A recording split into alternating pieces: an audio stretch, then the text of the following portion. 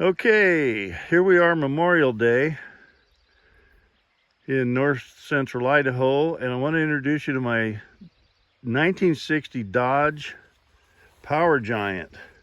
So this is a W300 Power Wagon. This is the last year of the Power Giant series, and it is a real giant.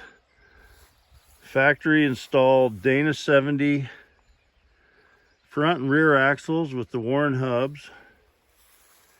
This has got the LU2 power takeoff winch, factory mounted. Excuse my shadow there. And I have the original wheels on it, but I put the Michelin XZL's 1116s on the original wheels. I love the way these things ride. They're smooth, they're quiet, makes the steering good. And it also has the 9-foot bed, the 9-foot box,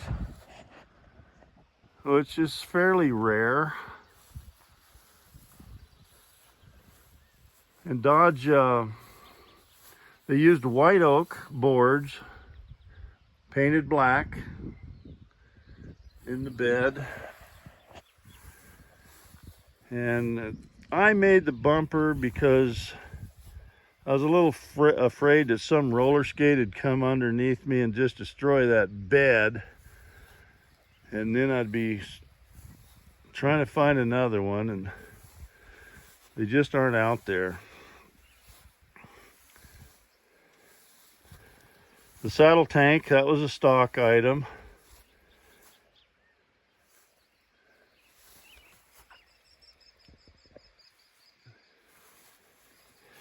Now this has the original 318 poly engine. And I don't know if I can open this hood without using two hands. So it's 2-barrel. A lot of people call them the wide block or the semi-hemi, but it was the 318 poly. It really handles this truck well.